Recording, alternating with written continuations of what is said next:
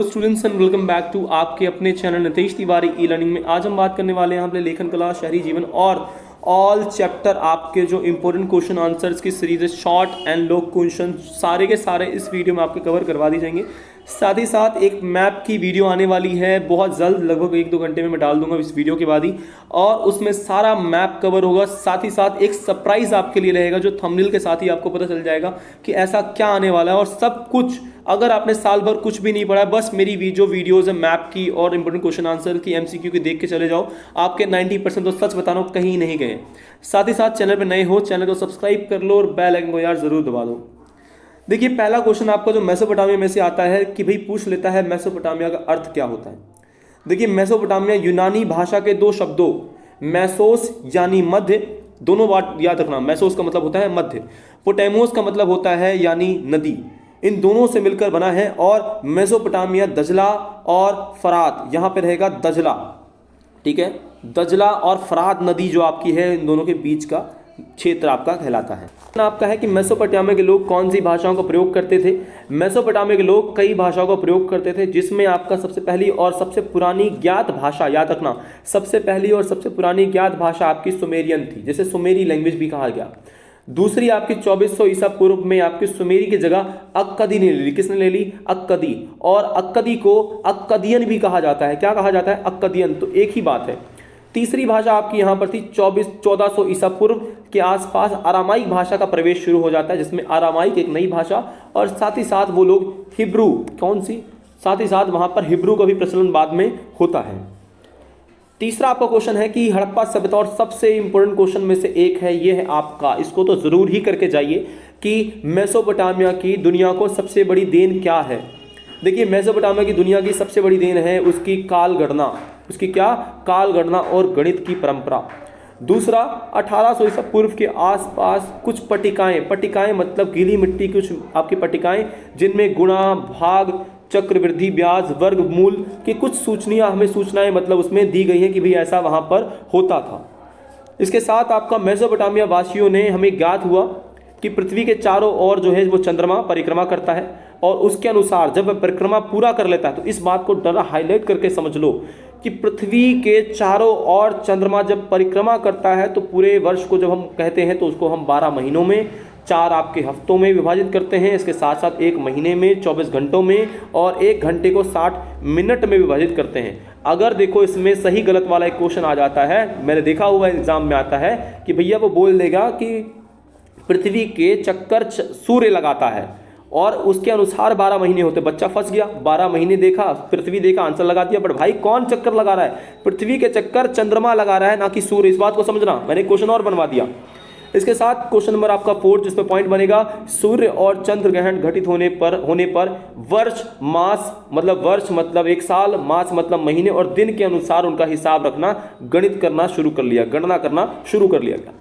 शहरीकरण, मेसोपोटामिया का एक बहुत बड़ा विकास रहा, शहरीकरण का विकास होना जो मेसोपोटामिया सबसे पहले हुआ। साथ ही साथ रात के समय मतलब साथ ही साथ आपका रात के समय आकाश में तारों और तारामंडल की स्थिति पर नजर रखने की गणना भी हुई, और लेखन कला की शुरुआत भी होने लग गई। इसके साथ मेसोपोटामिया के 4 नगरों के नाम आप याद रखिए, जिसमें उरुक, मारी, बेबीलोन और उर नगर का नाम याद आता है। जो आपके एनमरकर का नाम आता है वो उरुक से थे। मारी आपका शाही राजधानी के रूप में फेमस था। बेबीलोनिया आपके सिकंदर, जिसमें मकदूनिया बेबीलोनिया का नाम आता है, और आपका साथ साथ उर का नाम भी आता है, टेढ़ी मेढ़ी गलियों के लिए। उसके देखिए है कि यूरोप वासियों के लिए मेसोपोटामिया महत्वपूर्ण क्यों था। तो भाई बाइबल का जो पहला भाग है, जिसे ओल्ड टेस्टामेंट, क्वेश्चन आ सकता है कि बाइबल का पहला भाग कौन सा है, ओल्ड टेस्टामेंट में उल्लेख है। और ओल्ड टेस्टामेंट की जो बुक है वो आपके जेनेसिस में शुमार उल्लेख है, जिसका तात्पर्य है ईंटों से बना शहर और भूमि। और यूरोप के लोग इस मेसोपोटामिया के मतलब जो लोग हैं, विद्वान हैं, अपने पूर्वजों की भूमि इसको मानते हैं। तो यूरोप के विद्वान मेसोपोटामिया को अपने पूर्वजों की भूमि मानते हैं, मेसोपोटामिया की जमीन को। इसके साथ ही आपका शहरीकरण का महत्व, शहरीकरण में बहुत सारी विशेषताएं रही, जिसमें सबसे पहला महत्व यह रहता है शहरीकरण का कि श्रम का विभाजन। शहरों में सबसे पहले बड़ी संख्या में लोग रहने के लिए आते हैं, और वहाँ पर अर्थव्यवस्था में, खाद्यान्न उत्पादन में, व्यापार में बहुत सारे आपके चीज़ें लगती हैं, इसमें लोगों का कार्य बढ़ जाता है। वहाँ के लोग सभी कार्य स्वयं नहीं करते थे, बहुत सारे विभिन्न वस्तु जो है लोगों पर निर्भर रहते थे, मतलब डिपेंडेंसी थी वहाँ पर, और इस कारण शहरी जीवन में श्रम का विभाजन हुआ, जिससे काम को लोगों तक बांट दिया गया था। हर व्यक्ति की अपना एक भूमिका रहती थी। दूसरी विशेषता रही सामाजिक संगठन। शहरी अर्थव्यवस्था में एक सामाजिक संगठन की आवश्यकता होती है, ताकि विभिन्न जो कार्य हैं जैसे कि व्यापार, वस्तुओं का भंडारण, संग्रह, वितरण आदि ठीक प्रकार से करना, इस व्यवस्था को भी आदेश दिए गए, और कुछ आदेशों का जो पालन है वो लिखित रूप में होना आवश्यक कर दिया गया था वहाँ।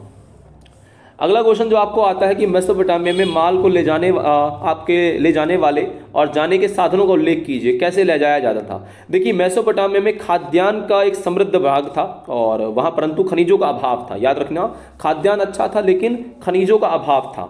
और दक्षिणी अक्षांश की अगर हम बात करें तो वहाँ पर औजार व मोहरे बनाने के लिए हमें पत्थरों की कमी पड़ती है वहाँ। अब मेसोपोटामिया में आभूषण बनाने के लिए कोई धातु ही उपलब्ध नहीं थी, मतलब कोई धातु नहीं थी, तो मेसोपोटामिया के लोग तुर्की और ईरान से खनिज पदार्थ मंगवाते थे। क्वेश्चन याद रखो कि मेसोपोटामिया के लोग तुर्की से और ईरान से क्या मंगवाते थे, तो खाद्यान्न, जो खनिज पदार्थ है, मतलब आपके खनिज पदार्थ वे मंगवाते थे और खाद्यान्न का आयात करते थे। ठीक है, बदले में कृषि का निर्यात करते थे, मतलब भेजते थे।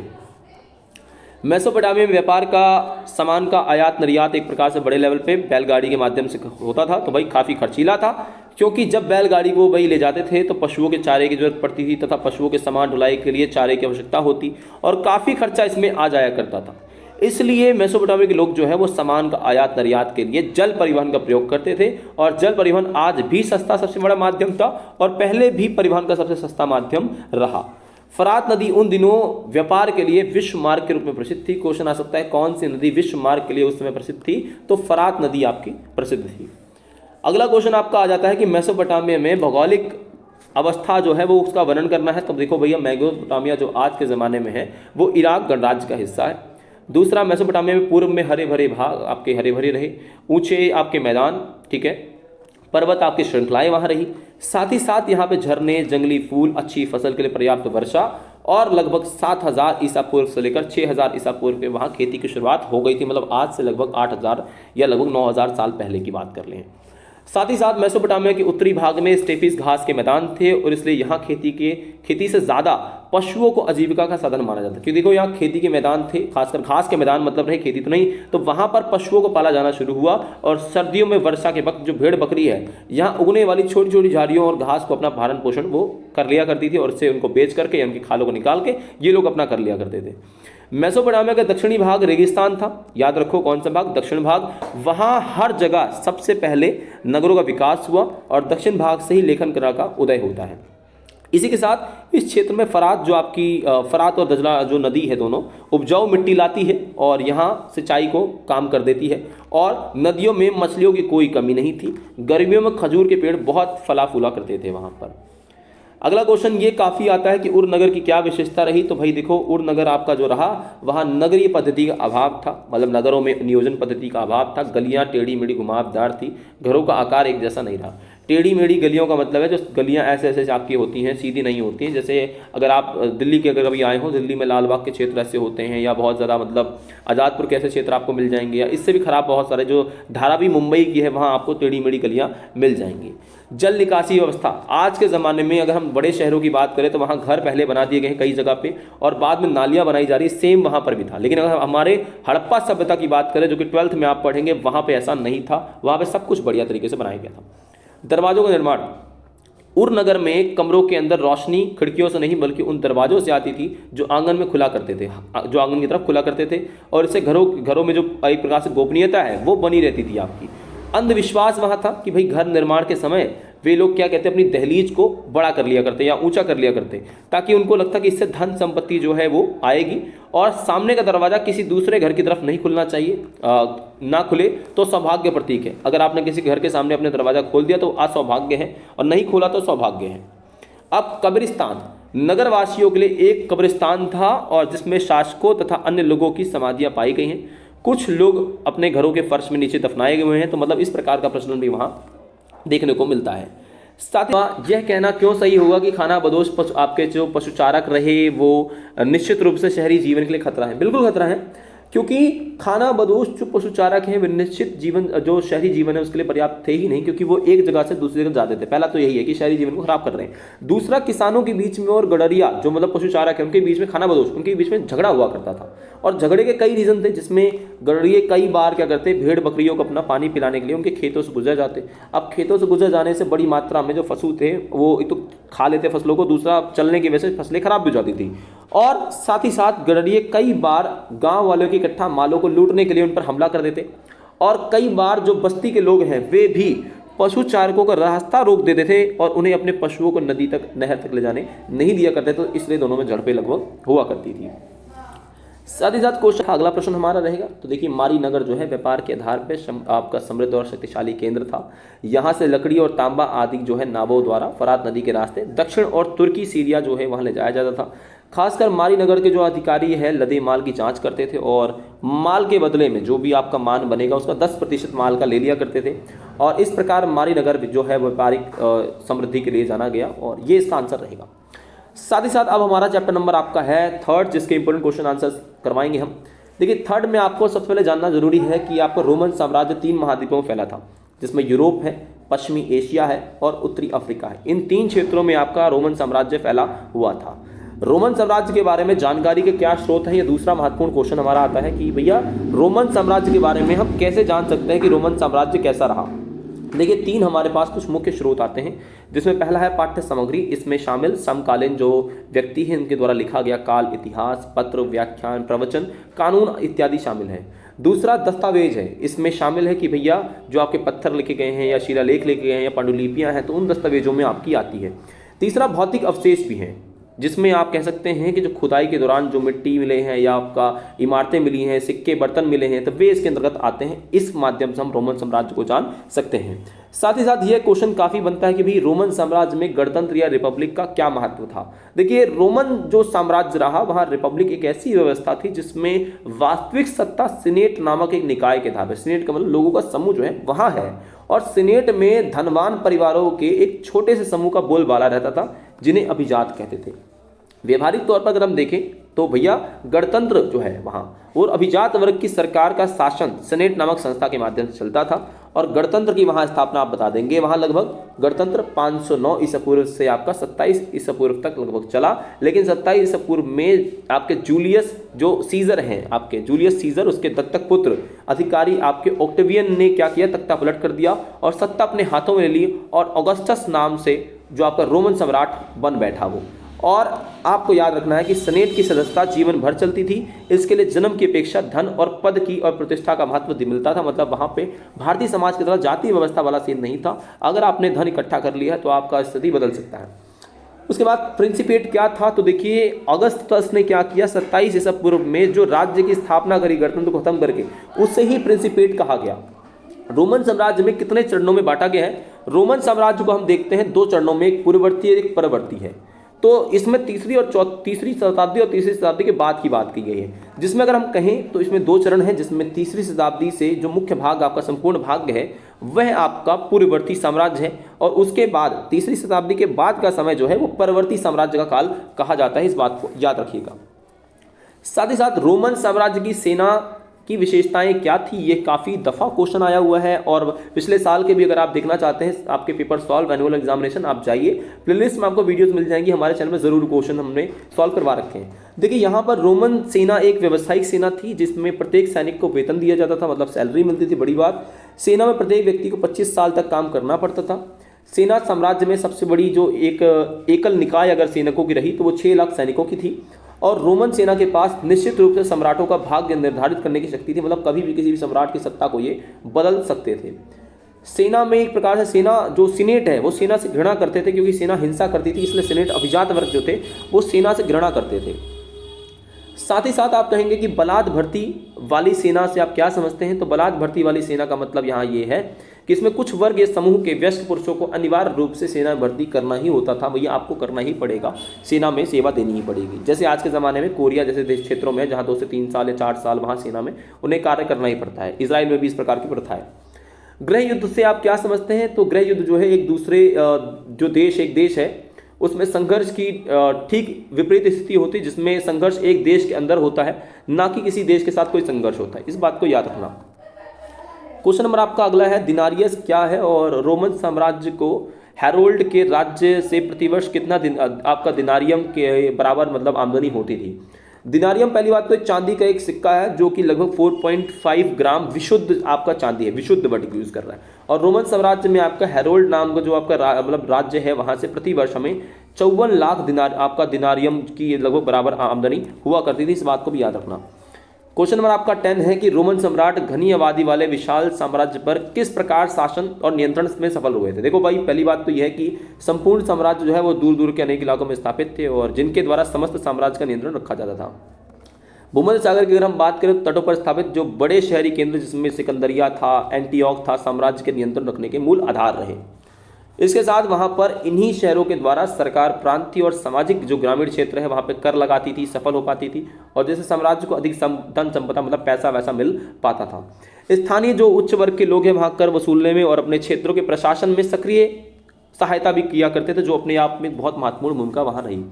ये क्वेश्चन काफ़ी रिपीट होता है और बहुत ज़्यादा इंपॉर्टेंट भी है। इस बात को तो बिल्कुल भाई भूलना मत कि रोमन साम्राज्य में तीसरी शताब्दी का संकट क्या था। देखो भाई, पहली बात तो यह कि पहली और दूसरी शताब्दी जो है रोमन में सुख और समृद्धि और शांति का प्रतीक रहा, लेकिन तीसरी शताब्दी शुरू होते ही संकट और तनाव वहाँ शुरू हो गए, क्योंकि ईरान में 225 ईस्वी में एक समृद्ध शक्तिशाली आक्रामक वंश उभर के आया जिसका नाम है सासानी वंश।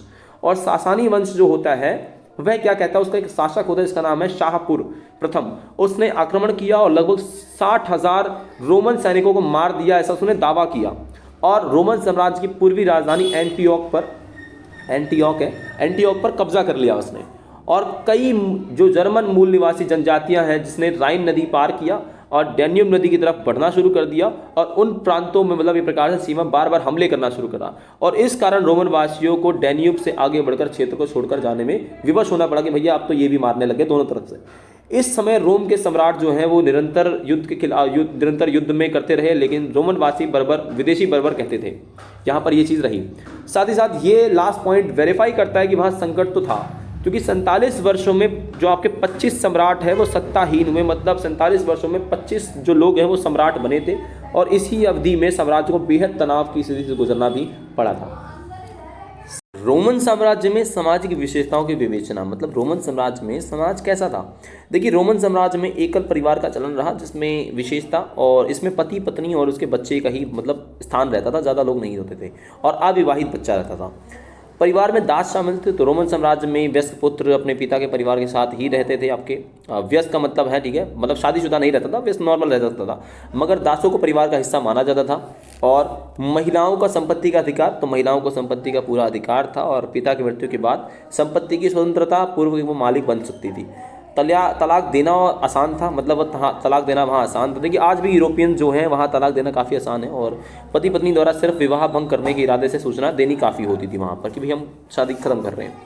साथ ही साथ विवाह की वहाँ आयु थी, जिसमें 28, 29, 30, 32 आयु विवाह के लिए पुरुषों की और लड़कियों की 16, 18 और 22, 23 आयु रहती थी। इसके साथ देखिए यहाँ पर विवाह का नियोजन तो आमतौर पर परिवार द्वारा नियोजित किया जाता था और स्त्रियों को पीटना, तो रोमन साम्राज्य में पति पत्नी अत्याचार करते थे, मतलब पति जो हैं और उन्हें बहुत मारते थे। स्त्रियों को अपनी चोटों को निशान दिखाया करती थी, स्त्रियां जो अपनी चोटों को निशान दिखाती थी। और बच्चों को मारना, तो रोमन साम्राज्य में कभी कभी पिता अपने शिशु मतलब बच्चे को मरने के लिए ठंड में ही छोड़ दिया करते थे, ये भी मतलब वहाँ रहा। काम चलाऊ साक्षरता, मतलब वहाँ पे मतलब नॉर्मल लोग पढ़े लिखे थे ज़्यादा, क्योंकि जटिल था शिक्षा को प्राप्त करना। और सांस्कृतिक विविधता, रोमन साम्राज्य में सांस्कृतिक विविधता थी, जिसमें अनेक धर्म, अनेक भाषा, अनेक वेशभूषा के लोग भी वहाँ रहते थे। साथ ही साथ रोमन साम्राज्य की आर्थिक स्थिति का वर्णन करना। देखिए, रोमन साम्राज्य में मजबूत आर्थिक आपका ढांचा रहा, कैंटोनरों का प्रयोग रहा, जल शक्ति का प्रयोग रहा, संगठित व्यापार रहा। तो सबसे पहला है आर्थिक मजबूत आपका ढांचा रहा, जिसमें बंदरगाह रहे, कारखाने रहे, खाद्यान्न रहे, जैतून के तेल की फैक्ट्रियाँ काफ़ी बड़ी मात्रा में रही। कंटेनर, तो वहाँ पे शराब, जैतून और तेल के पदार्थों को ढुलाई करने के लिए एम्फोरा नामक का जो कंटेनर है उसका प्रयोग होता था। और जैतून के लिए केवल ड्रेसल 20, जो कि आपको स्पेन में देखने को मिलेगा, तो याद रखना स्पेन में देखने को मिलेगा, वहाँ पे आपका ड्रेसल 20 केवल जैतून के तेल का करता था। अपने आप में एक नंबर का क्वेश्चन भी बन जाता है।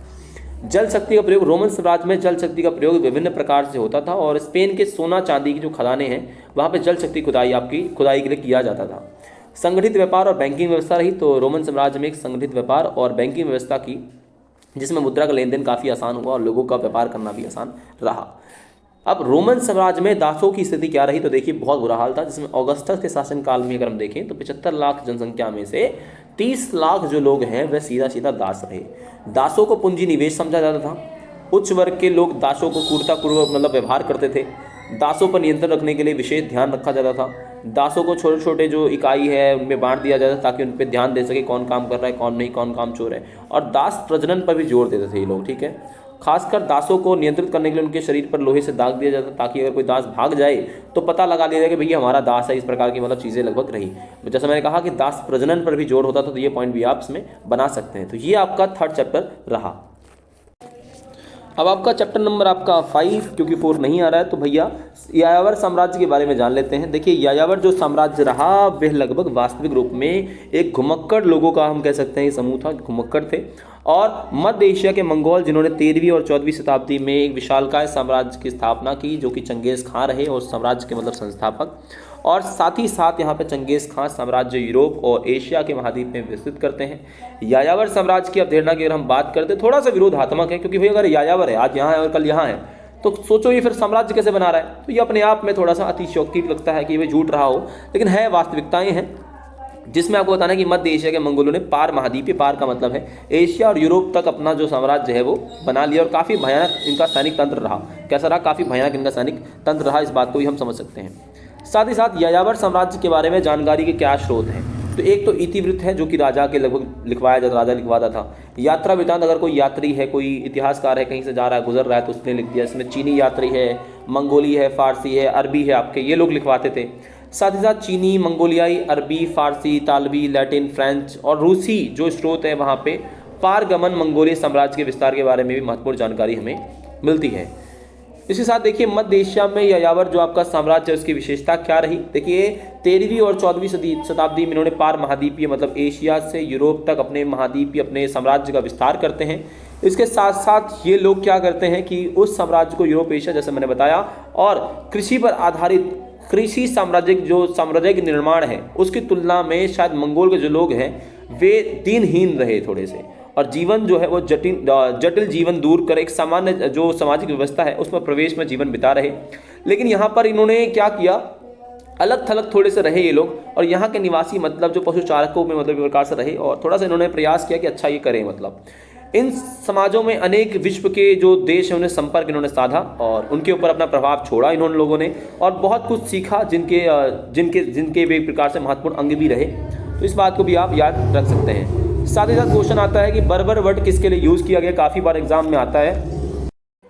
बुखारा पर कब्जा, तो 13वीं सदी में क्या होता है कि भाई ईरान पर मंगोलों ने बुखारा पर विजय वृत्तांत में एक इतिहासकार है फारसी जिन्होंने मतलब इतिवृत्तकार जुवैनी जिन्होंने 1220 में कहा, और उनके कथन के अनुसार कि नगर में विजय के बाद चंगेज़ खां उत्सव मैदान गया और जहां पर नगर के धनी व्यापारी एकत्रित थे, और उसने उसको संबोधित करते हुए कहा कि अरे लोगों, तुम्हें ये ज्ञात होना चाहिए कि तुम लोगों ने अनेक पाप किए हैं और तुम में से जो अधिक धन संपन्न लोग हैं और उन्होंने सबसे अधिक पाप किए हैं। अगर तुम मुझसे पूछो कि इसका मेरे पास क्या प्रमाण है, तो इसके लिए मैं कहूँगा कि मैं ईश्वर का दंडक हूँ। यदि तुमने पाप ना किए होते तो ईश्वर ने मुझे तुम्हें दंड देने हो तो तुम्हारे पास ना भेजा होता। देखो भाई चंगेज़ खां कितना मैनिपुलेट कर रहा है लोगों को, मतलब कि इस प्रकार से भाई तुम बुरे हो और तुम्हें मतलब मैं दंडक हूँ, बस तुम मुझे धन संपत्ति दे दो अपनी। ये मतलब उसका तरीका था चंगेज़ खां का, और कहीं ना कहीं ये जो तरीका रहा मुझे लगता है कि श्रेष्ठकर है सामने वाले को बेवकूफ़ बनाने का। ये बहुत बड़े लेवल पर चंगेज़ खान ने लोगों को मतलब डरा धमका के अपने तरीके से अपना काम करवाने का प्रयास किया, जो एक अच्छी कुशल नीति के शासक के तौर पर तो अच्छी रहेगी। 13वीं शताब्दी में मंगोल जो आपका है वहाँ की शासन की विशेषताएं की अगर हम बात करें तो 13वीं सदी के अंत तक मंगोल एक एकीकृत जनसमूह के रूप में उभर कर सामने आ गया था, और उन्होंने कैसे विशाल साम्राज्य का निर्माण किया जिसे दुनिया में पहले कभी नहीं देखा गया था।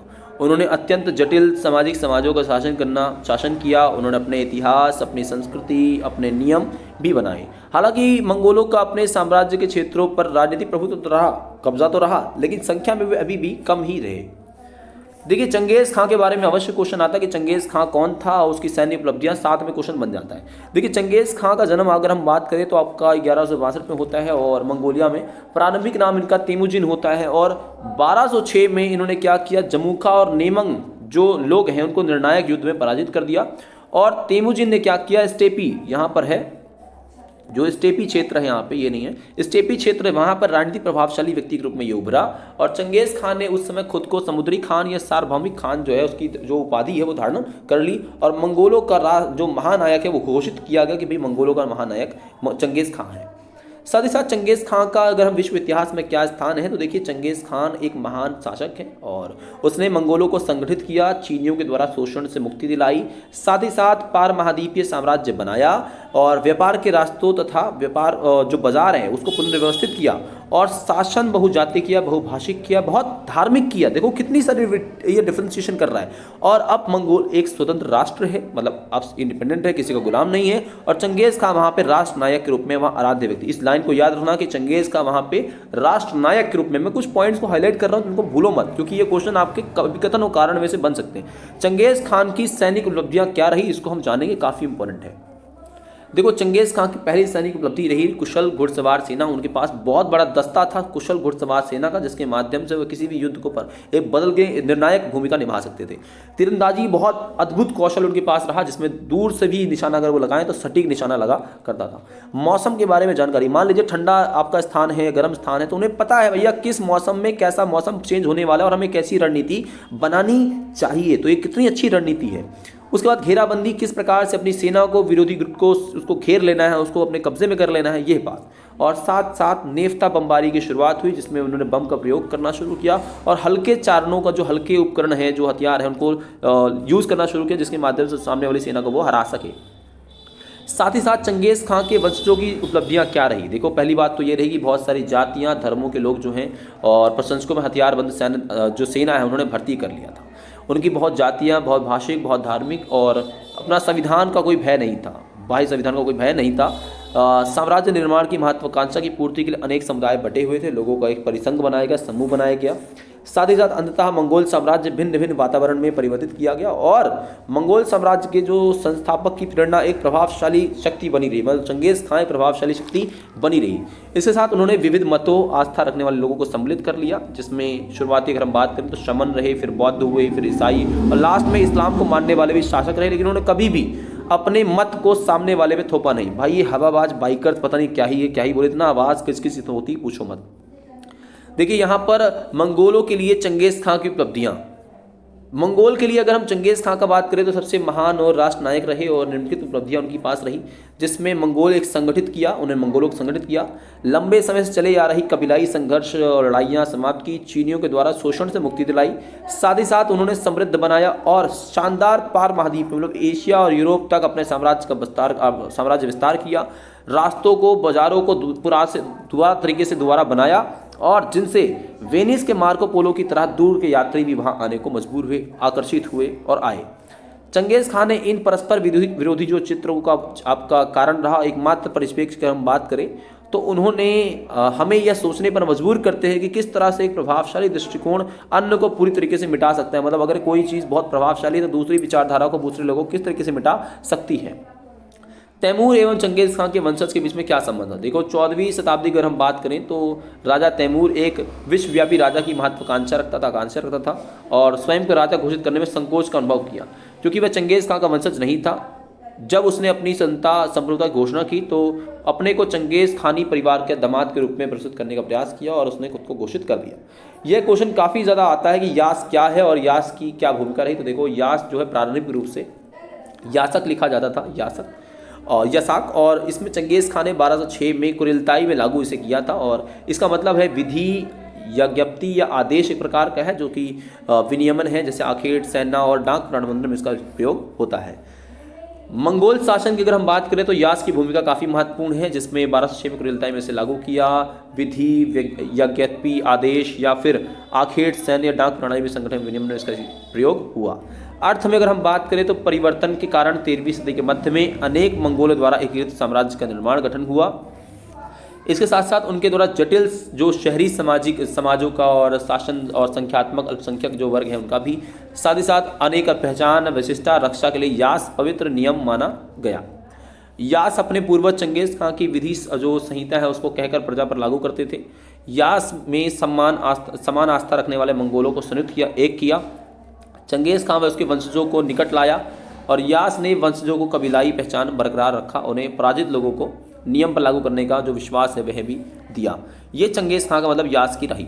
इसके साथ साथ यास की कल्पना शक्ति से प्रेरित था और विश्वव्यापी मंगोल राज्य की इसने संरचना में सहायक भूमिका भी निभाई। क्वेश्चन ये भी फंसता है कि भाई 13वीं शताब्दी में पूर्वार्ध में युद्धों से क्या हानियां रही। देखो भाई युद्ध के क्या होता है, नगर के नगर नष्ट हो गए, भूमि को कृषि को बहुत हानि हुई, व्यापार धंधा चौपट हो गया, दस्तकारी वस्तुओं के उत्पादन में अस्त व्यस्त हो गया, सैकड़ों हजारों लोग मारे गए, अधिक लोग दास बना लिए गए और संभ्रांत लोगों से लेकर कृषक वर्ग तक समस्त लोगों को कष्ट उठाना पड़ा। यह रहा आपका दासों की समस्या।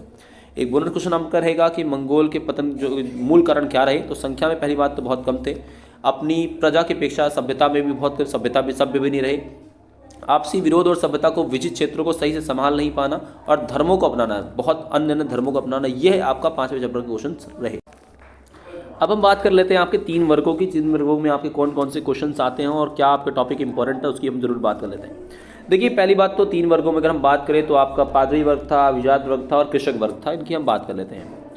तो यूरोप में फ्रांसीसी समाज मुख्य था जिसमें ईसाई समाज आपका मार्गदर्शक रहा और चर्चों में धर्म उपदेश देते थे। भिक्षु निश्चित रूप से नियमों का पालन करते थे और धार्मिक समुदाय में रहना इनका काम था। जो आम आदमी है उससे दूर मठों का निवास होता था। अभिजात की अगर हम बात कर ले तो भैया इनके पास क्या क्या था, सैन्य क्षमता इनके पास रही, अपनी संपदा स्थायी नियंत्रण रहा, न्यायालय में अधिकार का प्रकार से न्यायालय का लगाने का अधिकार नहीं रहा, खुद न्यायालय खुद लगाते थे और अपनी मुद्रा को प्रचलन करने का अपनी मुद्रा बना सकते थे। और नाइट वर्ग जो अश्व सेना की आवश्यकता के कारण इस वर्ग का उदय होता था। 8वीं-9वीं शताब्दी युद्ध बहुत हुआ करते थे इस कारण से। इसके साथ साथ देखिए कृषक वर्ग की अगर हम बात करें तो कृषक 2 प्रकार के वर्ग थे, एक स्वतंत्र और एक दास। स्वतंत्र मतलब जो भूमि को लौट के आपके काश्तकार के रूप में देखना काम करता था और कृषक दास वह था जो लौट की भूमि खंडों में काम करना ही पड़ता था, वो करता ही था वहाँ पे और वही इसका कार्य था। यूरोप के इतिहास की अगर हम जानकारी के स्रोत की बात कर लें तो यूरोप के बारे में कई तरीके हैं जिसमें भूस्वामियों का विवरण मिलता है, मूल्य और विधि जो आपके मुकदमे हैं उसका विवरण हमें मिलता है, चर्च में मिलने वाले जन्म और मृत्यु दर विवाह के आलेखों से पता चलता है कैसा समाज रहा था। साथ ही साथ इसमें अभिलेखों और व्यापारिक जो संस्थाएं हैं, गीत है, कहानियां हैं, इनके द्वारा त्योहारों के माध्यम से सामुदायिक गतिविधियों का बोध से भी हमें पता चल सकता है। सामंत क्या था, ये बहुत ज़रूरी क्वेश्चन बनता है। देखिए सामंत जो है वो जर्मन शब्द फ्यूड से बना है जिसका अर्थ होता है आपका फ्यूड, जिसका अर्थ है भूमि का टुकड़ा। क्या है, भूमि का टुकड़ा। और सामंत एक प्रकार की कृषि आपके उत्पादन को दर्शाता है और जो सामंतों और कृषकों के संबंधों को आधारित था। कृषक जो है वो लॉर्ड को श्रम सेवा प्रदान करते थे, बदले में उन्हें सैनिक सुरक्षा देते थे। मतलब जो कृषक हैं वो लॉर्ड को श्रम सेवा देते थे और बदले में उन्हें सैनिक सुरक्षा, मतलब लॉर्ड जो है उनको सुरक्षा दिया करते थे। साथ ही साथ सामंत जो है सर्वप्रथम काम करने वाले फ्रांसीसी विद्वान जो है मार्क ब्लॉक के द्वारा भूगोल के महत्व पर आधारित मानव इतिहास को गढ़ने पर जोर दिया जिससे कि लोगों के व्यवहार और रुख को समझा जा सके। तो ये बात भी आप याद रख सकते हैं। पहला वर्ग और पादरी वर्ग। तो भैया पादरियों और बिशपों द्वारा ईसाई समाज का मार्गदर्शन। तो पहले वर्ग जो लोग थे वो धर्म उपदेश देते थे, धर्म का उपदेश। अत्यधिक धार्मिक व्यक्ति जो कि चर्च के बाहर धार्मिक समुदाय में ही रहते थे, जिसमें भिक्षु भी कह सकते हैं, और भिक्षु मठों में रहते थे, निश्चित नियमों का पालन करते थे और उनके पास राजा द्वारा दी गई भूमियाँ थी, वे उसे कर उगा सकते थे। अधिकतर गांव में उनके पास चर्च होते थे जहां वे प्रत्येक रविवार को लोग पादरी के धर्म उपदेश को सुनते थे और सामूहिक प्रार्थना भी इकट्ठा हुआ करते थे। इसके साथ पादरी जो हैं वो बिशपों की जो विशेषताएं क्या रही, तो इनके पास राजा द्वारा दी गई भूमियाँ थी जिन पे वे कर उगा सकते थे, रविवार को धर्म उपदेश दिया करते थे, सामूहिक प्रार्थना। फ्रांसीसी समाज में प्रथम वर्ग ने शामिल और विशेष अधिकार भी था। टीथ नामक जो टाइथ जो एक प्रकार से आपका है नामक धार्मिक कर भी ये लिया करते थे। इसके साथ साथ वे पुरुष पादरी बनते थे और शादी नहीं किया करते थे और धर्म के क्षेत्र में बिशप अभिजात वर्ग माने जाते थे और उनके पास भी लॉर्ड की तरह ही विस्तृत जागीरें भी हुआ करती थी। ये आपका रहा। भिक्षु कौन है, देखिए भिक्षु और मठ। देखिए चर्च के अलावा कुछ विशेष श्रद्धालु ईसाइयों की एक दूसरी संस्था थी जिसमें लोग मठों में रहते थे और एकांत जीवन अपना व्यतीत करते थे। ये मठ मनुष्य को आम जो आबादी है उससे दूर जाके बसा करते थे। दो सबसे अधिक प्रसिद्ध जो मठ थे कौन कौन से थे, तो भाई 529 में आपका इटली में स्थापित सेंट बेनेडिक्ट मठ, और 910 में आपका बारगंडी में स्थापित आपका जो क्लूनी मठ है, वो दोनों है। भिक्षुओं की विशेषताएं पूछ ली जाती है अक्सर, तो भाई ये मठों में रहते थे, इन्हें निश्चित नियमों का पालन करना होता था, आबादी जो है या आम आदमी है उससे दूर इनका जीवन यापन था। भिक्षु का अपना सारा जीवन ओबे में रहने और प्रार्थना करने में बीतता था। अध्ययन में, कृषि जैसे क्षेत्रों में श्रम कार्य में लेते थे, अपने व्रत को भी करते थे। और साथ ही साथ पादरी कार्य के विपरीत भिक्षु अपनी जिंदगी पुरुष और स्त्रियों दोनों ही अपना सकते थे, और पुरुषों को मॉन्क और स्त्रियों को नन कहा जाता था। यह बात याद रखिएगा, आता है। पुरुषों और स्त्रियों के अलग अलग ओबे होते थे, मतलब जो आपके मठ हैं, और पादरियों की तरह भिक्षु भिक्षुणियाँ भी विवाह नहीं कर सकते थे। वे एक स्थान से दूसरे स्थान पर घूमकर लोगों को उपदेश देते थे और दान से अपनी जीविका चलाते थे। यह आपका रहा। फ्रांसीसी समाज में मठों का योगदान आपका क्या रहा, तो देखो मठों की संख्या सैकड़ों में बढ़ने से ये समुदाय बन गए, और जिनमें बड़ी इमारतें और भू जागीरों के साथ साथ स्कूल, कॉलेज और अस्पताल बनाए गए। इन आपके समुदाय में कला का विकास हुआ, और साथ ही साथ आबेस आपका हार्लेगार्ड एक आपके प्रतिभाशाली संगीतज्ञ थे, संगीतज्ञ थे, और जिसने आपका चर्च की प्रार्थनाओं को और सामुदायिक गायन की प्रथा को विकास किया। और 13वीं सदी में भिक्षु और भिक्षुणियों जो हैं, जो मठों में नहीं रहते थे, उन्हें फ्रायर कहा गया। क्वेश्चन आ सकता है, फ्रायर किसे कहते हैं? जो मठों में नहीं रहते थे, घूम घूम कर अपना जीवन व्यतीत करते थे। इसके साथ दूसरा आपका वर्ग है अभिजात वर्ग, जो यूरोप में सामाजिक प्रक्रिया में और अभिजात वर्ग की महत्वपूर्ण भूमिका रही। ऐसे महत्वपूर्ण संसाधन भूमि का नियंत्रण रहा हो, या वैसलेज जो कि नामक एक प्रथा के विकास के कारण हुआ था। बड़े भूस्वामी अभिजात वर्ग जो है राजा के अधीन होते थे, जबकि कृषक भूस्वामियों के अधीन होते थे। ठीक है, कृषक जो है भूस्वामियों के अधीन थे। अभिजात वर्ग राजा को अपने स्वामी मान लेता था और आपस में वचनबद्ध होता था राजा के प्रति।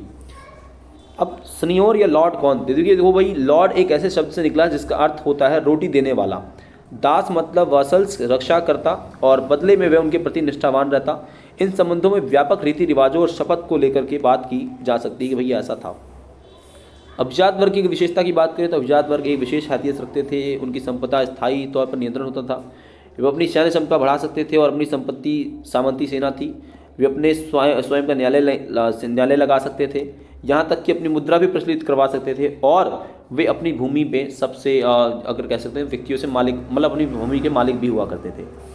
तीसरा वर्ग सबसे बुरी स्थिति इन्हीं की रही, तो स्वतंत्र और बंधकों और दासों का वर्ग था। और यह वर्ग विशाल समूह में था, और दो वर्ग जो कि पादरी और अभिजात वर्ग इनका भरण पोषण करता था। यही वर्ग मतलब सबसे मेहनती वर्ग यही था, जिसमें दो प्रकार के किसान रहे, जिसमें एक स्वतंत्र किसान और एक दास किसान।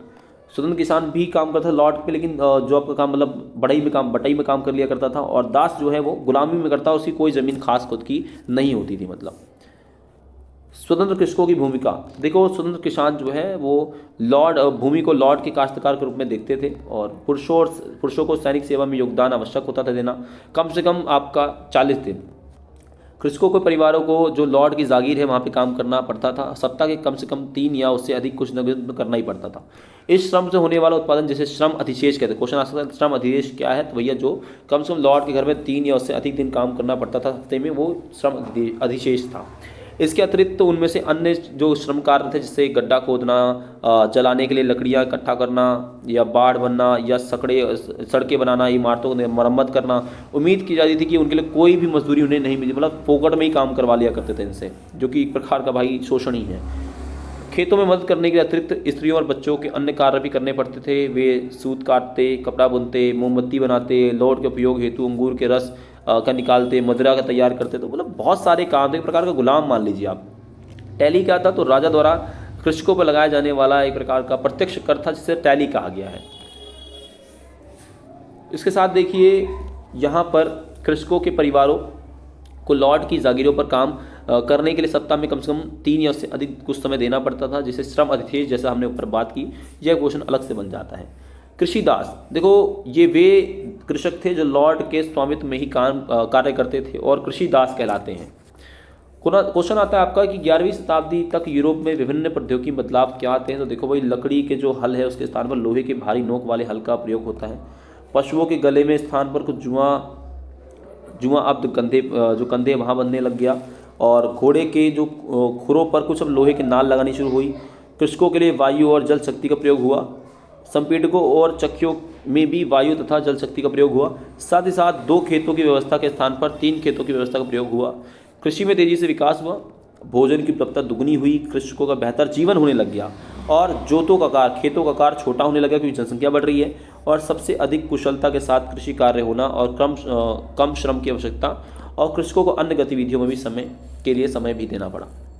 ये क्वेश्चन बार बार रिपीट होता है। 14वीं शताब्दी का संकट क्या है? तो सबसे पहले आप बताना है, बहुत बड़ा संकट था जिसमें 13वीं सदी के अंत तक ही उत्तरी यूरोप में तेजी में गर्मी पड़ने लग गई और ठंडी ग्रीष्म ऋतु में ले लिया, ठंडी की जगह ग्रीष्म ऋतु ने ले लिया।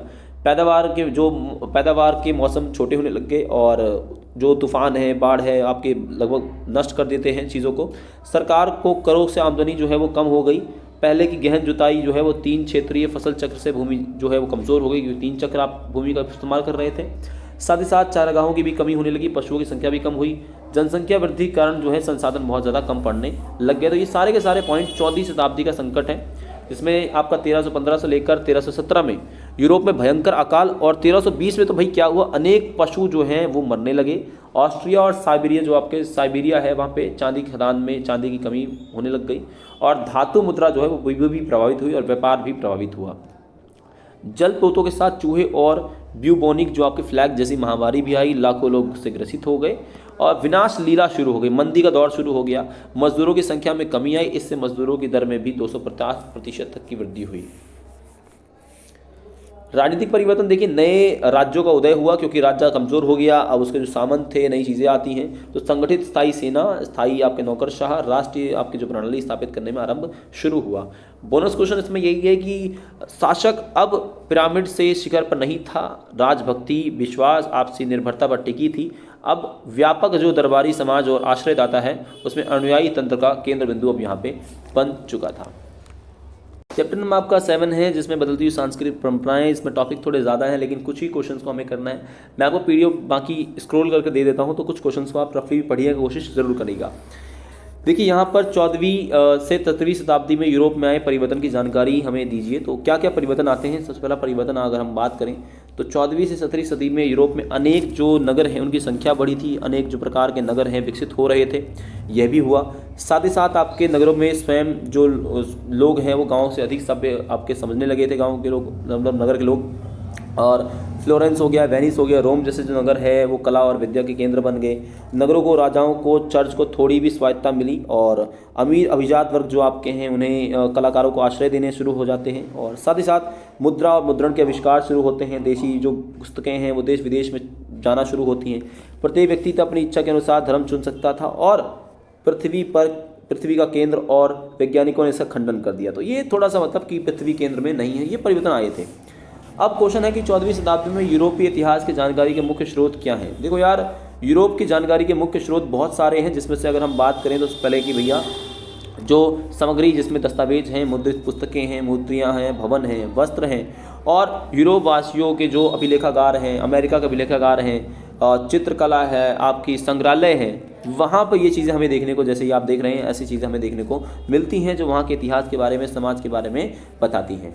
साथ ही साथ आपका इटली के नगरों का उत्थान कैसे होता है? तो देखो भाई, इटली के नगरों का जो उत्थान है वह पश्चिमी साम्राज्य के पतन के साथ ही इटली एक केंद्र बन जाता है, राजनीतिक सांस्कृतिक केंद्र, और यहाँ कोई भी एकीकृत सरकार नहीं थी। साथ ही साथ रोम का पोप जो है वो प्रसिद्ध था लेकिन यूरोप की राजनीति में कमज़ोर था। पश्चिमी यूरोप में सामंती संबंध के कारण नया रूप लेने लग गए थे और पूर्वी यूरोप में बाइजेंटाइन जो साम्राज्य है उसके अधीन जो बदलना शुरू हो जाती हैं चीज़ें। इसके साथ ही पश्चिम में इस्लाम एक साझा सभ्यता का निर्माण करता है और इटली एक कमज़ोर था और अनेक टुकड़ों में बट गया था। इन परिवर्तनों से इतालवी संस्कृति की जो है पुनरुत्थान की सहायता पहुँचाई थी इसने चीज़ों को। इटली के नगरों को नया जीवन किस प्रकार से मिला? तो यह भी प्रश्न बनता है। देखो भैया, बात ऐसी है कि बाइजेंटाइन जो साम्राज्य है वो इस्लामी जो देश हैं उनके व्यापार के बीच में आता है, वृद्धि होती है व्यापार, तो इटली के जो बंदरगाह है उसका महत्व बढ़ जाता है, वो जीवित तो उठते हैं क्योंकि वहाँ से लोग जाने लग गए, क्योंकि अब जो बाइजेंटाइन साम्राज्य है आपका वह लगभग आपके इस्लामी देशों के बीच में जो व्यापार में वृद्धि होने लग गई, इस कारण से केंद्र बना। 12वीं शताब्दी में क्या होता है कि मंगोल ने क्या किया, चीन और रेशम के मार्ग द्वारा आरंभ कर दिया और पश्चिमी यूरोप के साथ व्यापार को बढ़ावा उसने भी दिया। साथ ही साथ यहाँ पर इटली के जो नगर है उसमें मुख्य भूमिका निभाई और स्वयं एक प्रकार से स्वतंत्र नगरों के रूप में वे स्वयं समूह के रूप में जाने गए। इसमें फ्लोरेंस आपके हैं, जिसमें वेनिस का गणराज्य आपके उभरे, कई दरबारी नगर आपके जिसमें जिनका राजकुमार भी चलाया करते थे, और वेनिस और जेनेवा इटली के तो प्रमुख नगरों में से रहे, जो कि यूरोप के अन्य क्षेत्रों की दृष्टि से थोड़े अलग रहे, थोड़ा विशिष्ट रहे, तो यहाँ पे थोड़ा सा फायदा इनको मिला।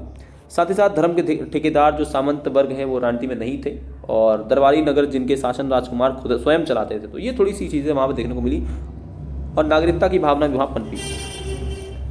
क्वेश्चन आता है कि विद्यालय और मानवतावाद क्या है। तो देखो भैया, सबसे पहले विद्यालय जो है इटली में शुरू होते हैं शहरों में, और 11वीं सदी में पाटुआ और बोलोनिया जो विश्वविद्यालय है विधि शास्त्र के अध्ययन के केंद्र है। तो क्वेश्चन रहेगा पाटुआ और बोलोनिया किसके केंद्र रहे? विधि शास्त्र के। यहाँ पर आपके क्रियाकलापों में और व्यापार और वाणिज्य में इससे संबंधित रहा, और इसलिए वकीलों आपके नोटरी और बहुत अधिक आवश्यकता में होती थी, तो वहाँ नियमों को लिखते थे और उसकी व्याख्या भी वो करते थे, तो फ़ायदा यहाँ मिल रहा था। मतलब बड़े पैमाने पर अगर हम बात करते हैं तो वहाँ व्यापार करना संभव नहीं था। यही कारण था कि कानून अध्ययन एक प्रिय विषय बन गया था व्यापार के अलावा अगर हम बात करते हैं। यहाँ पर एक क्वेश्चन आपका बनता है कि इस कानून को अगर हम बात करें तो यहाँ पर कुछ आपके हैं फ्रांसिस्को पेट्रार्का का द्वारा दिया गया है, जिससे प्राचीन सभ्यता की सहायता से उनका मानना था कि प्राचीन लेखक जो है वह आपके मानवतावाद का नाम, ये लोग मतलब एक प्रकार जो नई नई संस्कृति आ रही थी उसको चीज़ को इतिहासकारों ने नई संस्कृति को मानवतावाद का नाम दिया, और अध्यापकों ने इसका पढ़ाना भी शुरू किया। अब उन अध्यापकों के लिए भी प्रयोग किया जो अध्यापक आपके विधि व्याकरण का, अलंकार का, कविता का, इतिहास का, नीति दर्शन का, वे सब का मतलब पढ़ा सकते थे, उसे भी मानवतावाद में इंक्लूड किया गया, माना गया। इसमें क्वेश्चन आपका यह भी बनता है कि भैया बताइए विश्वविद्यालय का आकर्षित जो केंद्र था नया नया स्थापित हुआ था, तो विश्वविद्यालय जो फ्लोरेंस का है वह आपका काफ़ी नया नया स्थापित यहाँ हुआ था। ठीक है, यहाँ पे आपका क्वेश्चन बनता है कि रेनेसा व्यक्ति का अर्थ क्या है। तो देखो भाई, ये क्वेश्चन आता है, यह उस आपके मनुष्य के लिए किया जाता है जो अनेक रुचियों और अनेक हुनरों में माहिर हो, और पुनर्जागरण काल में अनेक महान लोग हुए जिन्होंने अनेक रुचियों में, अनेक कलाओं में कुशल रहे। उदाहरण के लिए अगर हम बात करें तो कूटनीति और धर्मशास्त्र के कलाकार हो सकते हैं, जिसमें आपके लियोनार्डो दा विंची जो थे वो इसी के अंतर्गत आते थे। अब रेनेसा का पुनर्जागरण का क्या अर्थ है? देखो 19वीं शताब्दी के इतिहासकारों ने रेनेसा शब्द का जो मतलब निकाला और पुनर्जागरण इसका, पुनर्जन्म इसका हिंदी अर्थ मतलब निकला, तो इसमें प्रयोग किया गया और उस काल के सांस्कृतिक परिवर्तनों को बताता है किस प्रकार से सांस्कृतिक वहाँ परिवर्तन हमें देखने को मिले थे। अब यूरोप में पुनर्जागरण से क्या अभिप्राय है? पुनर्जागरण का मतलब देखिए, ये क्वेश्चन काफ़ी अच्छा आता है आपका कि भैया वहाँ पे पुनर्जागरण का मतलब पुनर् से किसी चीज़ का जागना, मतलब एक प्रकार से वहाँ की जो पुरानी रीति रिवाज है, पुरानी व्यवस्था है, उसका खत्म होना। तो पुनर्जागरण अंग्रेजी में जो रेनेसा शब्द है उसे कहते थे, और फ्रांसीसी शब्द का एक अर्थ है जिसे फिर से जागना कहते हैं, तो वहाँ से निकला है और 14वीं से 16वीं शताब्दी के बीच का समय माना जाता है। आधुनिक युग की शुरुआत अगर हम बात करें तो पुनर्जागरण से ही माना जाता है, आधुनिक युग का शुरुआत हुआ। और इसी के साथ पुनर्जागरण एक ऐसा आंदोलन था जो यूरोप महाद्वीप देशों में पुराने विचारधारा को छोड़कर आधुनिक विचारों को अपनाने की बात करता था। आधुनिक विचार में एक जीवन शैली का बदलाव है, अंधविश्वास की जगह बुराइयों, सामाजिक इस चीज़ का अंत और शिक्षा का प्रसार का बढ़ावे देने की बात मतलब यहाँ की गई। पुनर्जागरण युग में पुनर्जागरण उदय होने के क्या कारण रहे? तो पहला है धर्म युद्ध। तो भाई धर्म को लेकर मुसलमानों ने जेरूसलम को स्वतंत्र कराने के लिए ईसाइयों को आपके युद्ध छेड़ दिया। इसके साथ साथ नवीन ज्ञान और मार्ग देखने के लिए भी युद्धों का आपका विशेष योगदान रहा। नवीन आविष्कार, नए नए आविष्कार होने लग गए, और इसके साथ साथ आप कह सकते हैं कि इन सूचना यंत्र आविष्कारों ने मार्को पोलो द्वारा जैसे लोगों को खोजने के लिए चीज़ों को बाध्य किया। गैलीलियो ने माइक्रोस्कोप का आविष्कार किया। आपके छापे खाने का आविष्कार हुआ, जिसे आपका जर्मनी के आपके जोहानेस गुटेनबर्ग हैं, इन्होंने आपके छापे खाने का आविष्कार किया और लगभग आपके 1456 में किया एक एक चीज़, और लगभग 150 जो आपकी बाइबल की बुकें हैं उनको पहले इन्होंने छापा। धर्म सुधार आंदोलन भी आपका आता है, जिसमें धर्म के जो आपके ठेकेदार हैं जिन्होंने धर्म की पुरानी नीतियों को अपना रखा था उसको लेकर के विरोध होता है, और ख़ास करके प्रोटेस्टेंटवाद शुरू होता है जो कि मार्टिन लूथर आपके जो हैं उसको शुरू करते हैं। तो ये आपका रहता है इसमें है। देखिए यहाँ पर मानवतावादी दृष्टिकोण क्या है? तो मानवतावादी समझते हैं कि वे अंधकार की नई शताब्दियों के बाद सभ्यता को सही रूप में स्थापित कर रहे हैं, और साथ ही साथ यहाँ पर आपका इसके पीछे सभ्यता की रोमन साम्राज्य टूटने के बाद अंधकार का युद्ध का आपका समय हो गया था, शुरू हो गया था। और मानवतावादियों की भांति विद्वानों के ने बिना कोई प्रश्न बताए ये मान लिया कि यूरोप 14वीं शताब्दी का जो नए युग का जन्म हुआ है। इसके साथ मध्यकाल जैसी जो आपके हैं जैसे संज्ञा का प्रयोग रोमन साम्राज्य के पतन और 1000 वर्ष के समय अवधि के लिए किया गया, और उनके तर्क के मध्य में युग में जो चर्च है, लोगों की सोच इस प्रकार जगट रखा था कि यूनान में और रोमवासियों में समस्त ज्ञान उनके दिमाग से निकल चुका था। लोग मतलब भ्रष्ट हो चुके थे। और मानवतावादियों ने क्या किया, 15वीं शताब्दी में शुरू होने वाले काल को एक प्रकार से समझा और उसको बड़ा बढ़ावा दिया। यह क्वेश्चन भी काफ़ी आता है क्योंकि हमें सारा टॉपिक खींचना नहीं है, कुछ बेसिक टॉपिक्स को कवर करना है, जिसमें आपका अरबियों का योगदान क्या रहा। तो देखो, पहली बात तो ये कि ईसाई गिरजाघरों और मठों के विद्वान यूनानी रोमन विद्वान की जो कृतियाँ उससे परिचित थे, लेकिन उन लोगों ने इन रचनाओं का प्रचार प्रसार नहीं किया। 14वीं शताब्दी में विद्वानों ने प्लेटो, अरस्तु जैसे जो आपके अनुवादक हैं उन्होंने पढ़ना शुरू किया। उन्होंने अपनी जो विद्वानों ने एक विद्वानों के ऋणी भी रहे और अपने विद्वानों के मतलब ऋणी भी रहे। क्यों? क्योंकि अरबी लोगों ने मतलब उसका सावधानी से एक प्रकार से क्या किया, उसका अनुवाद किया। तो अरबी में अगर हम बात करें तो प्लेटो को अफलातून कहा, एरिस्टोटल को अरस्तु कहा। इसके साथ ही जिस समय अगर हम बात करें यूरोप में, तो यूनानी जो ग्रंथ है अरबी अनुवाद वहाँ पे अध्ययन शुरू हो जाता है। ये चीज़ें भी मतलब लगभग वो शुरू हो रही थी।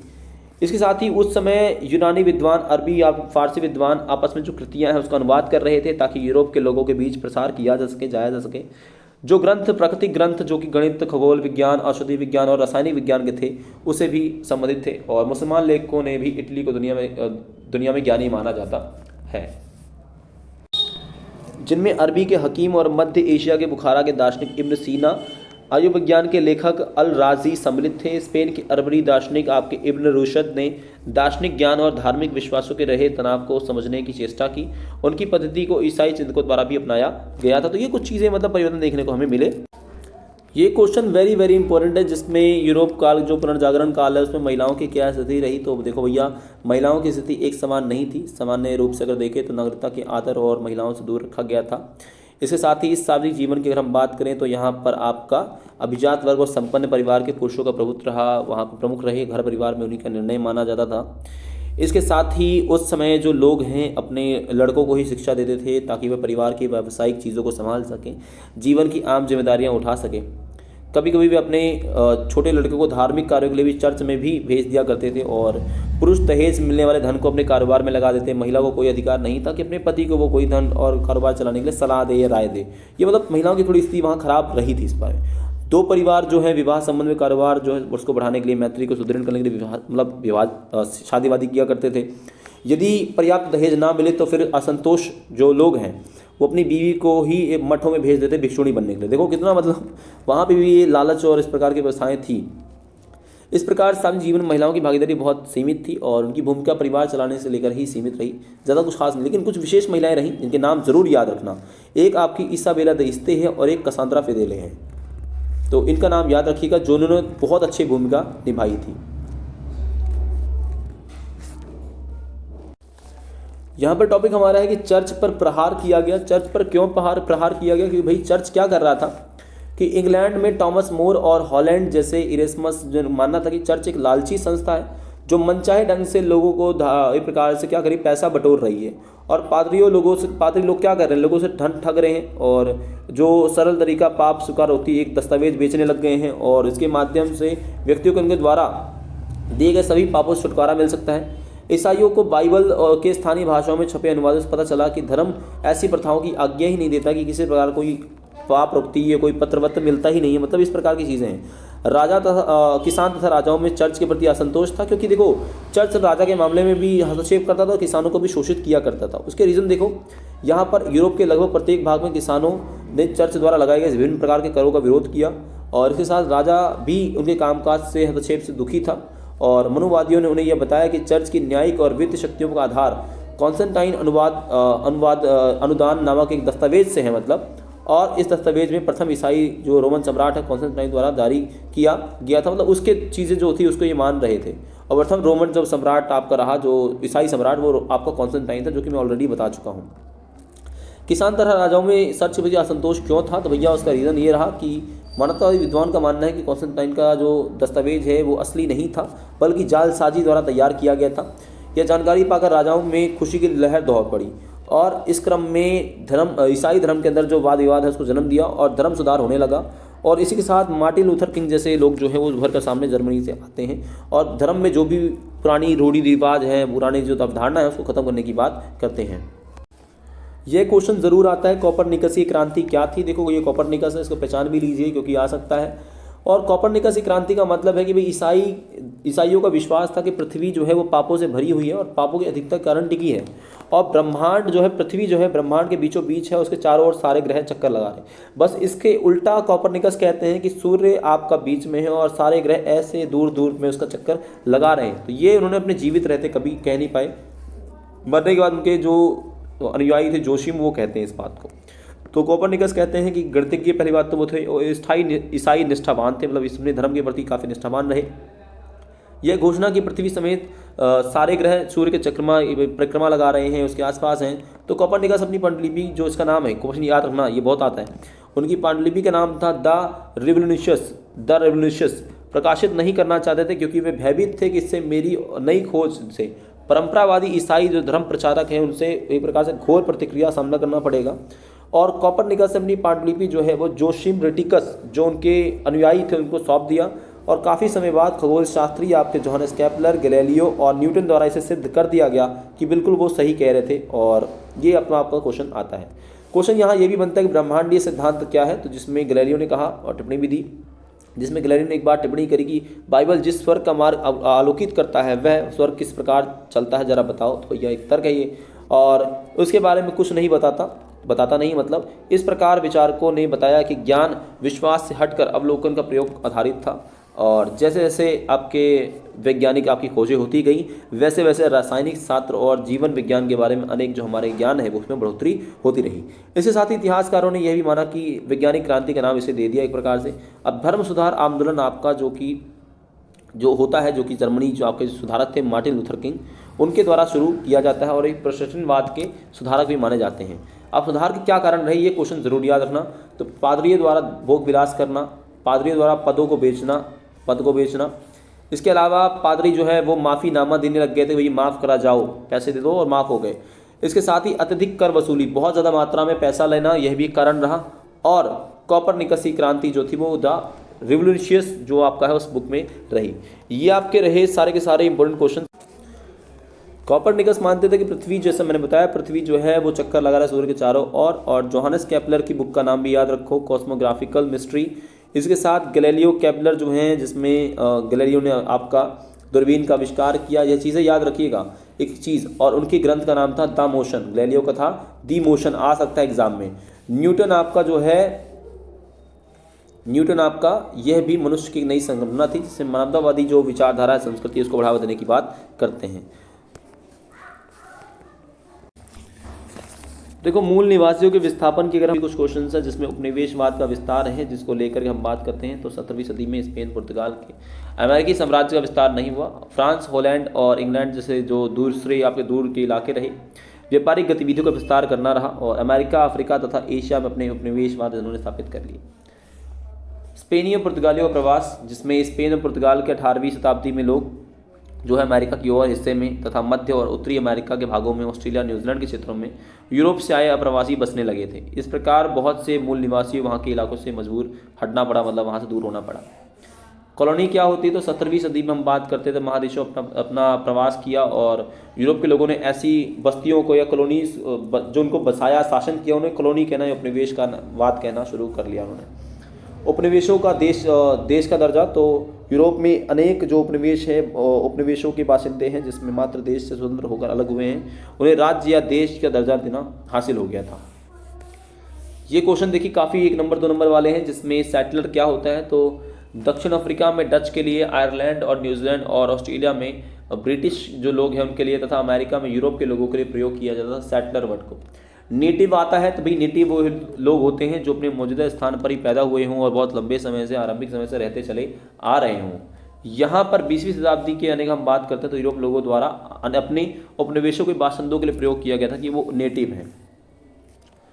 वेम्पुम बेल्ट क्या होती है, तो रंगीन सीपियों के आपस में सिलाई करके बनाई गई जाने वाली बेल्ट थी, जो किसी समझौते के बाद स्थानीय कबीलों के द्वारा आदान प्रदान द्वारा के लिए दी जाती थी। 18वीं शताब्दी अगर हम बात करते हैं तो पश्चिमी यूरोप में लोग सभ्य मनुष्य की पहचान करते हैं, जिसमें कैसे करते थे, तो साक्षरता दर, सामाजिक संगठन, शहरीपन के आधार पर करते थे। उत्तरी अमेरिका अनेक भाषाएं बोली जाती थी परंतु लिखी नहीं जाती थी, तो वो संपूर्ण मतलब नहीं मानते थे इन लोगों को। गोल्ड रश आपका आता है जिसमें 1840 में कैलिफोर्निया में अनेक चिन्ह मिले तथा गोल्ड रश का प्रारंभ रेलवे लाइन का निर्माण, औद्योगिक नगरों का विकास और कार्यों के संख्या के वृद्धि के लिए हुआ था। क्वेश्चन आपका आता है रेबोनिजीज क्या होता है, तो भैया ऑस्ट्रेलिया महाद्वीप के शुरुआती मनुष्य तथा आदि मानव को एबोरिजीज आपका कहा जाता था।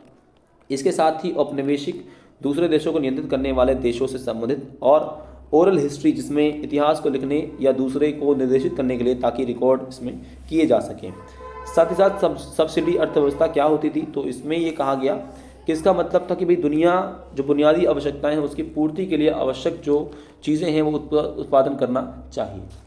बहुसंस्कृतिवाद जिसमें एक नीति जो मूल आपके यूरोपीय जो लेख हैं या एशियाई प्रवासियों की संस्कृतियों के लिए समानता के प्रचार का अर्थ था। मतलब ये क्वेश्चन काफ़ी एग्जाम में आता है। टेरा न्यूलियस क्या है, तो भैया एक इसके लिए प्रयोग किया गया है कि वह भूमि जो किसी की नहीं होती है, और इसमें आपको याद रखना है जिसमें मान्यता आपका अधिकार था, दी गई भूमि है जिसका किसी का अर्थ नहीं था, किसी का मतलब कब्जा नहीं था, ये बात याद रखिएगा।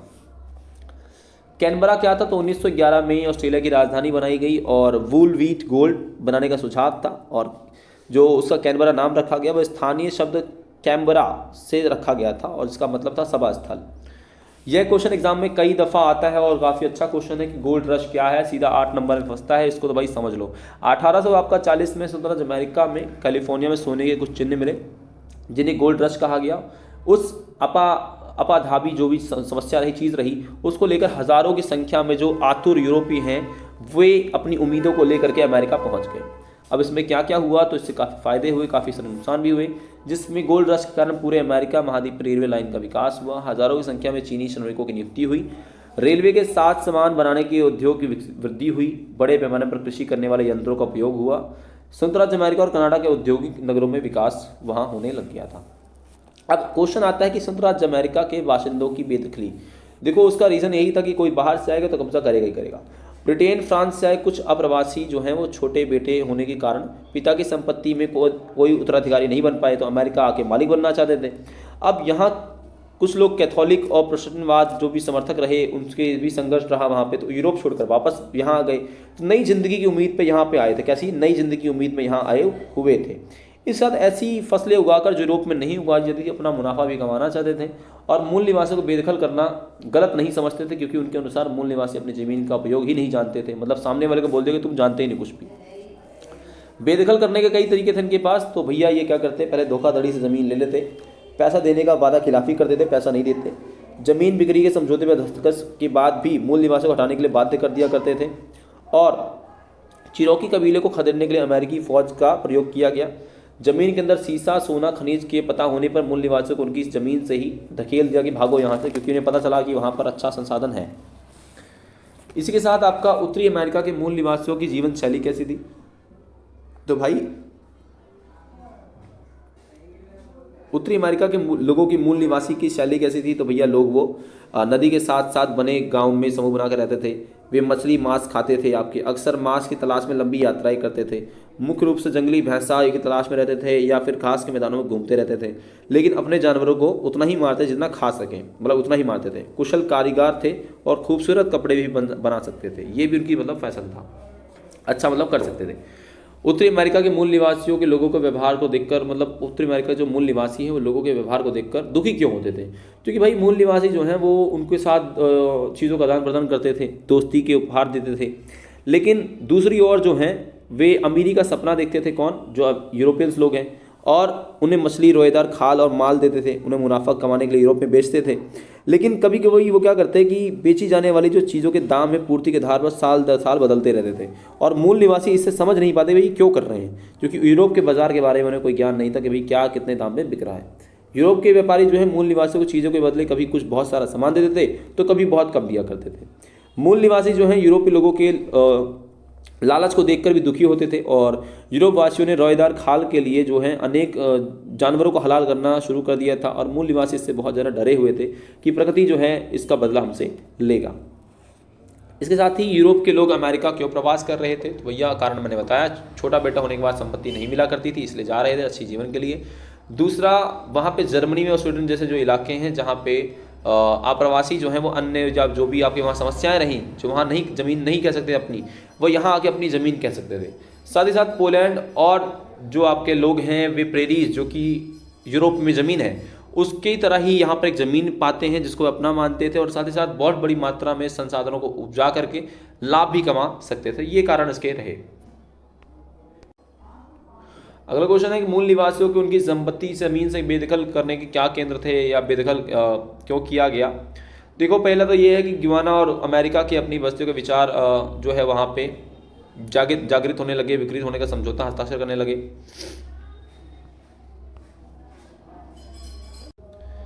साथ ही साथ देखिए, यह आपका बोनर क्वेश्चन है जिसमें भी 70 के दशक में बदलाव के लहर के कारण ऑस्ट्रेलिया के मूल निवासियों के जीवन पर क्या प्रभाव पड़ा। पहला, ऑस्ट्रेलिया के मूल निवासियों के नए रूप से समझने की चाहत जागी। मूल निवासियों को विशिष्ट संस्कृति वाले समुदाय के रूप में देखा गया। प्रकृति और जलवायु को समझने की विशिष्ट पद्धतियों को पहचाना गया। मूल निवासियों की धरोहर, कथाएं, कपड़ा साजी, चित्रकारी, इस हर चीज़ को बढ़ावा मिला। उनकी संस्कृति अध्ययन के लिए विश्वविद्यालय भाग खोले गए और संग्रहालय में उनकी कलाकृतियाँ जगह दी गई। मूल निवासियों को अपना इतिहास लिखना शुरू किया। मूल निवासियों की संस्कृति का आदर किया गया और मूल निवासी अपनी ज़मीन के साथ संबंध आदर के साथ देखा जाने लगा। मतलब तो ये थोड़ा सा मतलब वहाँ पे थोड़ा फ़ायदा रहा। देखिए, आखिरी आपका चैप्टर है आधुनिकीकरण के रास्ते, जिसमें कोशिश यही करूँगा सारी चीज़ें आपको समझा दूँ। बस साथ ही साथ 1-1.5 घंटा हो चुका है बोलते हुए। थोड़ा सा आपको चीज़ अगर समझ ना आ रही हूँ, क्योंकि लास्ट के चैप्टर्स में थोड़ा ऐसा कोशिश कर रहा हूँ कि अच्छे से समझा दूँ, बट साथ ही साथ कोशिश तो यही रहेगी कि आपको अच्छे। तो पहला, चीनियों और जापान की भौगोलिक स्थिति के बारे में जानते हैं। तो भाई, चीन एक विशालकाय देश है। यहाँ की जलवायु विविधता पाई जाती है और राष्ट्रीय भाषाएँ हैं।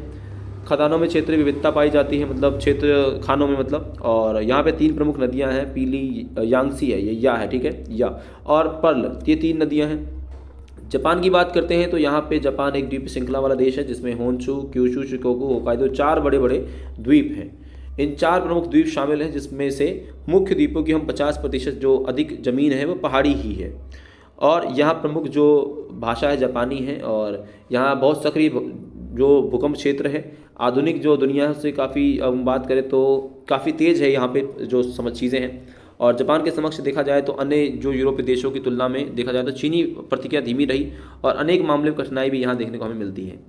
आधुनिक दुनिया की सामना करने की बात करें तो परंपराओं को पुनर्भाषित करने का प्रयास करता है। अपनी राष्ट्र शक्ति पुनर्निर्माण करने की पश्चिमी व जापानी नीति जो है उसे मुक्ति दिलाने की कोशिश की, और उन्होंने पाया कि असमानताओं को हटाने और अपने देश के पुनर्निर्माण के दोहरे मकसद व क्रांति के जरिए हासिल कर सकते हैं। इन्हें परिवर्तन लाना होगा, जापान के लोगों को लगा। जापान की संसद का नाम डायट है और जर्मनी विचारधारा पर ये प्रभावित है। ये क्वेश्चन बहुत आता है कि अपने को जापान को अपने से एशिया को निकाल फेंकना चाहिए, यह बहुत आता है। फुकुयामा युकिची ने यह बात कही थी। क्वेश्चन आता है कि सन यात सेन के 3 सिद्धांत कौन से हैं। तो राष्ट्रवाद, गणतंत्र और समाजवाद हैं। फुकोकू क्योहे कहते हैं कि समृद्ध देश और मजबूत सेना, ये इनका एक लाइन था, तो यह भी याद रखिएगा।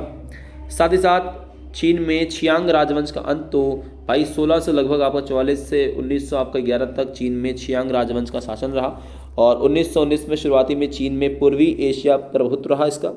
छिंग जो राजवंश का शासन रहा और कुछ ही दशकों के भीतर अशांति के एक प्रकार से गिरफ्त में आ गया और औपनिवेशिक चुनौतियों का सामना यहाँ नहीं कर पाया। छियांग राजवंश जो है वो कारगर सुधार में असफल रहा। नए देश जो है गृहयुद्ध की चपेटों में आ गया और छियांग राजवंश के हाथों से सत्ता चली गई, राजनीति मतलब चली गई। चीन द्वारा आधुनिकीकरण के क्या रास्ते अपनाए गए। तो भाई, साम्यवादी दल का कड़ा नियंत्रण, सामंतवाद का खात्मा, आर्थिक खुलेपन और विश्व बाजार से जो जुड़ना, शिक्षा का विस्तार किया इन्होंने, पढ़ने के लिए विदेश भी भेजा अपने बच्चों को, युवाओं को, और विदेशी साम्राज्यवाद से लड़ने का कार्यक्रम, अर्थव्यवस्था पर सरकारी नियंत्रण, बाजार संबंधित सुधार किए गए, निजी कारखाने और भूमि स्वामित्व जो आपका उसका तेजी से औद्योगिकरण, ये सारी की सारी चीज़ें, और आधुनिक श्रेय साम्यवादी दल को, एक ही दल की सरकार, केंद्र की सरकार, और पुरानी आपकी जो असमानता उसका अंत, ये सारे के सारे पॉइंट आप लिख सकते हैं। इससे बहुत सारे हैं, बट आप कुछ याद कर लीजिए। जापान द्वारा क्या सुधार ले गए थे। तो भाई, पहली परंपरागत और कौशल प्रथाओं का वहाँ प्रयोग किया गया। इसके साथ ही पश्चिमी अनुकरण, पश्चिम ने जैसा किया वैसा। जापानी राष्ट्रवाद, अपने राष्ट्र के प्रति निष्ठावान नागरिक बनाने के लिए जोर दिया और सम्राट के प्रति वफादार रहने की बातें कही। कोरिया की कहानी भी आपसे आ सकती है। तो भैया देखो, 1910 तक हम बात करते हैं, जापान ने अपनी कॉलोनी के रूप में इसको रखा था। जिसे 500 वर्षों से अधिक समय चले आ रहे जो जोशुन राजवंश है उसका अंत हो गया, क्योंकि उसने उस पर कब्जा कॉलोनी बना लिया जापान ने उसको, मतलब 1910 में। और आज़ादी की इच्छा कोरियाई लोगों द्वारा जापान के खिलाफ प्रदर्शन हुआ। अस्थायी सरकार की स्थापना हुई जिसमें कैरी याल्टा और पॉर्ट सबेन जैसे अंतर्राष्ट्रीय जो बैठक उसमें अपील की प्रतिनिधित्व मंडल भेजा। कोरिया में जापानी जो उपनिवेशवाद है वो 35 साल तक लगभग चला, मतलब 1910 में बना और 45 तक चला। अब इसमें मुक्ति के बाद कोरियाई आस्थायी रूप से 38वीं समानांतर रेखा से 2 भागों में विभाजित हुई, उत्तर कोरिया दक्षिण कोरिया। उत्तर कोरिया सोवियत संघ, दक्षिण कोरिया अमेरिका के साथ लगभग यहाँ पे हो गया। 1948 में उत्तर दक्षिण के बीच में सरकारें में विभाजित हो गई और पूरी तरीके से मतलब कह दिए कि फिर धीरे धीरे करके राष्ट्र अलग ही हो गया। युद्ध उत्तर के बाद क्या होता है कि 1950 में आपका कोरिया युद्ध शुरू हुआ और दक्षिण कोरिया की अगुवाई अमेरिका और पूर्व की जैसे मैंने उत्तर की सोवियत संघ कर रहा था।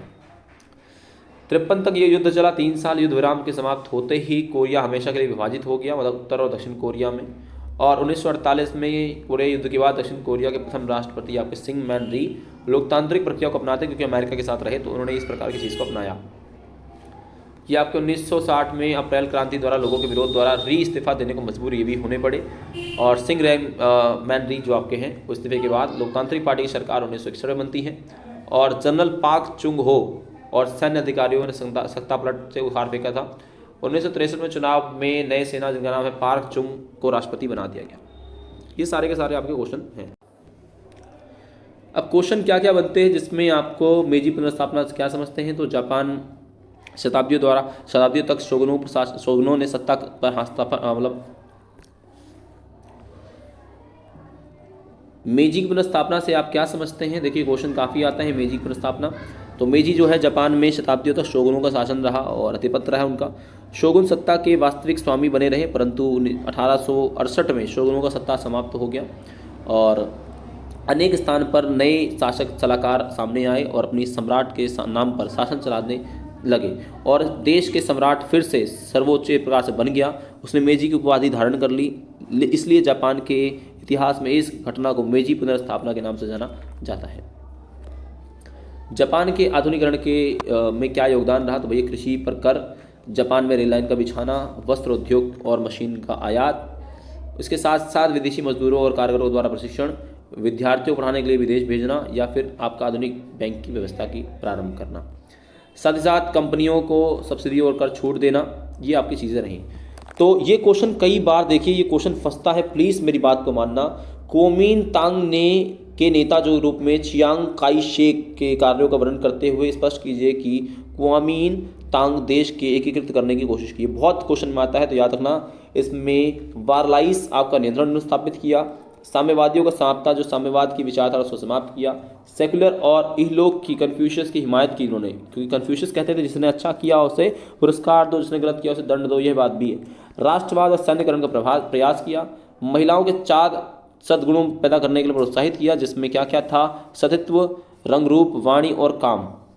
इसके साथ ही देश को एकीकृत करने में असफल के कारण क्या रहे, संकीर्ण सामाजिक आधार रहा, छोटा सा आधार रहा, ज़्यादा लोग समर्थन नहीं कर पाए, सीमित राजनीतिक दृष्टि, ज़्यादा आगे नहीं सोच पाए, और पूंजी नियमन और भूमि अधिकारियों में समानता लाने में असमर्थ रहे, लोगों को साथ नहीं ला पाए, लोगों की समस्या पर ध्यान नहीं देना और फौजी व्यवस्था थोपने का प्रयास इन्होंने करा, तो ये कारण रहा।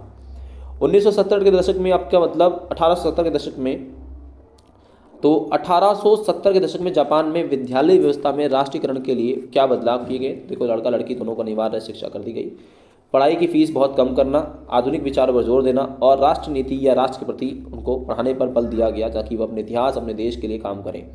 किताबों के चयन और शिक्षकों के प्रशिक्षण में नियंत्रण, माता पिता के प्रति, राष्ट्र के प्रति, अच्छे नागरिक बनने के प्रति उनको प्रेरणा दी गई। राष्ट्रीय एकीकरण का प्रयास में क्या क्या रहा, तो पुराने गांवों क्षेत्रीय सीमाओं को बदलकर प्रशासनिक ढांचा तैयार किया, प्रशासनिक इकाई पर्याप्त राजस्व की व्यवस्था थी ताकि स्कूल और सेवाएं दी जाएं, मतलब तो प्रशासनिक इकाई के लिए इन्होंने क्या किया कि प्रशासनिक इकाई और राजस्व की व्यवस्था ताकि स्कूल और स्वास्थ्य सेवाएं जारी रहें। 20 साल से अधिक युवकों के लिए अरसे सेना में करना अनिवार्य कर दिया, आधुनिक सैन्य बल तैयार किया, सख्त सेंसर व्यवस्था लागू की और नौकर जो आपका है नौकरशाही और सेना सीधा सम्राट के अधीन रख दी गए। यह क्वेश्चन भी आता है कि ताइवान एक लोकतांत्रिक और आपका रूपांतरण नाटकीय मोड रहा, कैसे व्याख्या कीजिए।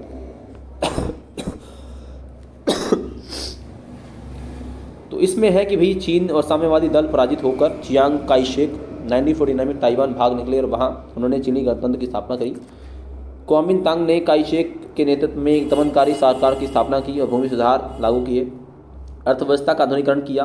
1975 में चियांग की मृत्यु के बाद धीरे धीरे लोकतंत्र का रूपांतरण प्रारंभ हुआ और 1887 में आपका फौजी कानून हटा लिया गया था।